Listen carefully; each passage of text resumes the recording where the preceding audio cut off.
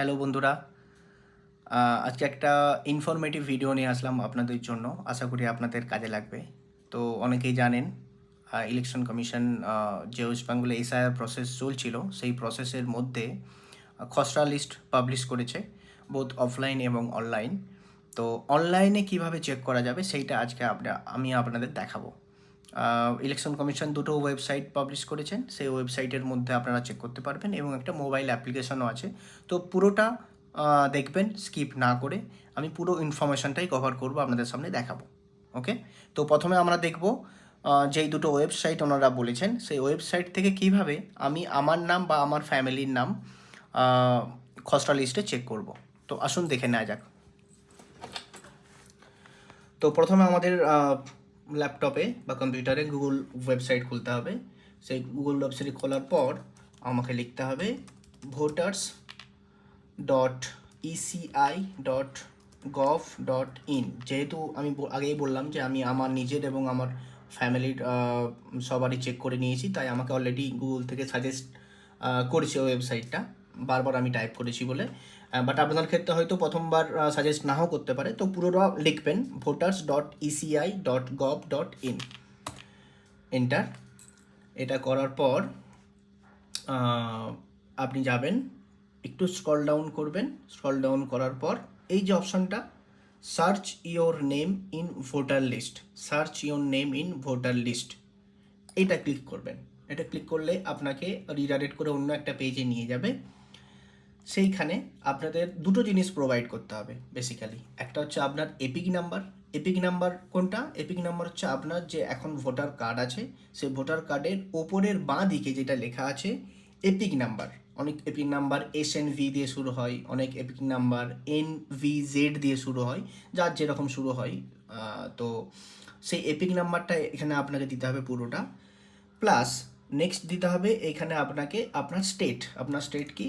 West Bengal দিলেন। West Bengal epic number দেওয়ার পর SNB দিয়ে সামথিং হয়, ওয়েস্ট বেঙ্গল দেওয়ার পর এখানে আপনাকে ক্যাপচা দিতে হবে।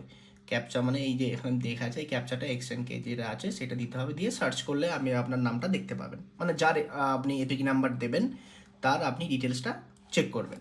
তো এই একটা ওয়েবসাইট voters.eci.gov.in। আরেকটা ওয়েবসাইট ইলেকশন কমিশন পাবলিশ করেছে, ওইটা হচ্ছে wbceo.wb.gov.in। তো এই একটা ওয়েবসাইট আছে, এই ওয়েবসাইট থেকেও আপনারা আপনাদের নাম এবং ডিটেলস চেক করতে পারবেন। তো ওয়েবসাইটে যাওয়ার পর প্রথমেই আপনাকে ক্লিক করতে হবে এখানে ইলেক্টর্সে যাওয়ার পর ফার্স্ট যে অপশানটা find your name in electoral role, এই অপশানে ক্লিক করলে আপনি সেই সার্চের জায়গাটা পেয়ে যাবেন। বেসিক্যালি এই যে ওয়েবসাইট আর অন্য ওয়েবসাইটের যে এই পেজটা দুটোই একই, দুটো জায়গা থেকেই এই জায়গাটাতেই নিয়ে যাবে আপনাকে। তো এখানে আপনার এপিক নাম্বার দিতে হবে অ্যাজ ইউজুয়াল, অ্যান্ড দেন আপনাকে আপনার স্টেট সিলেক্ট করতে হবে এবং রেসপেক্টিভ ক্যাপচার দেওয়ার পর সার্চ করলে আপনি আপনার ডিটেলস পেয়ে যাবেন। তো এই মেনলি দুটো ওয়েবসাইট, voters.eci.gov.in এবং এটা wbco.wb.gov.in, এই দুটো ওয়েবসাইট আমি আমার ভিডিওর ক্যাপশানে দুটো ওয়েবসাইট দিয়ে দেবো আপনাদের জন্য, তো সেখান থেকে আপনারা চেক করতে পারবেন। এবার আসি মোবাইল থেকে কিভাবে চেক করা যায়। মোবাইল থেকে তো যদি আপনার কাছে অ্যান্ড্রয়েড থাকে বা অ্যাপেল আইফোন থাকে, যে কোনো ফোন থেকেই আপনি চেক করতে পারবেন। তো যদি অ্যান্ড্রয়েড থাকে তাহলে গুগল প্লে স্টোরে যেয়ে আপনাকে একটা অ্যাপ্লিকেশান ডাউনলোড করতে হবে। সেই অ্যাপ্লিকেশানটা হচ্ছে এই অ্যাপ্লিকেশান ECI নেট। হ্যাঁ, ECI নেট বলে একটা অ্যাপ্লিকেশান আছে, যেটা আপনাকে ডাউনলোড করতে হবে।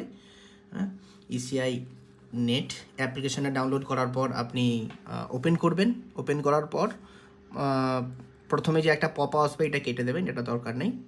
কেটে দেওয়ার পর এইখানে যে অপশনটা দেখতে পাচ্ছেন search your name in voter list, এইটাতে ক্লিক করতে হবে। Search your name in voter list আমি আরেকবার দেখাচ্ছি, কোন অপশানটাই search your name in voter list, এটা প্রথম পেজেই থাকবে, হোম পেজেই থাকবে search your name in voter list. এটা ক্লিক করার পর আপনাকে এখানেও সে একই এপিক নাম্বার দিতে হবে আপনার, অথবা যারা আপনি চেক করতে যাচ্ছেন তার, এবং সার্চ করলে আপনি জানতে পারবেন। তো এই তিনটে প্রসেস মেনলি ইলেকশন অফিসার এখন অবধি পাবলিশ করেছে। আপনারা যদি অনলাইনে আপনাদের নাম চেক করতে চান সেটা করার জন্য। আর যদি অফলাইনে আপনি দেখতে চান তাহলে আপনাদের বিএলওকে আপনি কন্ট্যাক্ট করতে পারবেন, তাদের কাছে লিস্ট দেওয়া হয়েছে, সেখান থেকে আপনারা চেক করতে পারবেন। আশা করি এই ভিডিওটা আপনাদের ইনফরমেশনে কাজে লাগবে। হ্যাঁ, আর একটা ইম্পর্টেন্ট কথা, যখন আপনি এইটা চেক করবেন তখন হয়তো আপনার মনে হতে পারে যে এইটার সঙ্গে এসআইআর যে চলছে তার কি সম্পর্ক, এটা তো আগে থেকেই ছিল বা এইটা এখনকার নয়। তো একটা চেঞ্জেস আপনি লক্ষ্য করতে পারবেন, সেটা হচ্ছে যখন এসআইআর ফর্ম ফিল আপ হয়, সেই ফর্মের একটা কপি নিশ্চয়ই আপনার কাছে আছে আর একটা কপি বিএলও নিজে নিয়ে গেছেন। তো যেই কপিটা আপনাদের কাছে রয়ে গেছে সেই কপিতে আপনি আপনার রেসপেক্টিভ ক্রমিক সংখ্যা দেখতে পাবেন। তো সেই ক্রমিক সংখ্যাটা দেখবেন। আর এখন এই প্রসেস ফলো করে, যেটা আমি এতক্ষণ ধরে বললাম, যখন আপনি আপনার নামটা চেক করবেন বা আপনার ডিটেলসটা আপনি সার্চ করবেন, তখন সেই ডিটেলসের যে ক্রমিক সংখ্যা ওই দুটো কিন্তু আলাদা হবে। তো যদি আলাদা হবেই, কারণ আলাদা হওয়ারই কথা। তার কারণটা হচ্ছে এসআইআর প্রসেস চলাকালীন অনেক ভোটাররা কী হয়েছে, তাদের অ্যাড্রেস চেঞ্জ হয়েছে। তো ভোটার আইডি কার্ডের পুরনো জায়গা থেকে নাম রিমুভ হয়েছে, নতুন জায়গায় অ্যাড হয়েছে। অনেকে মারা গেছেন এই সময়ের মধ্যে, তাদের নামগুলো বাদ গেছে। অনেকে কর্মসূত্রে জায়গা পরিবর্তন করেছে, অনেক মহিলাদের বিবাহ সূত্রে তাদেরও জায়গা পরিবর্তন হয়েছে। অনেকে ঠিক মতন ডিটেলস দিতে পারেননি এসআইআর ফর্ম ফিল আপ করার সময়, তাদের নামও বাদ গেছে, অনেকেরই নাম বাদ গেছে।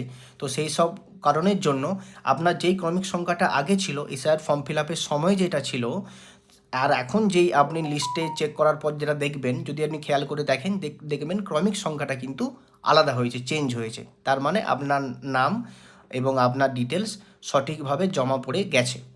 এর পরবর্তী প্রসেস যেটা আসবে সেইটা হচ্ছে, যদি কোনো প্রবলেম দেখা দেয় এরপরেও ইলেকশন কমিশন আপনার বিএলও থ্রু দিয়ে চিঠি পাঠাবে হিয়ারিংয়ের জন্য। সেটা ভয়ের কিছু ব্যাপার নেই, সেখানে জাস্ট শুধুমাত্র আপনাকে প্রমাণ দিতে হবে। রেসপেক্টিভ যেই 13খানা প্রমাণ ইলেকশন কমিশন দিয়েছিল সেই গাইডলাইন অনুযায়ী সেই প্রমাণগুলো দিলেই হবে। কারো নাম বাদ যাবে না। এরপরে সমস্যা হলে আবার 6 নম্বর ফর্ম ফিল আপ করারও অপশন ওনারা দেবেন, সেরকমই শোনা যাচ্ছে।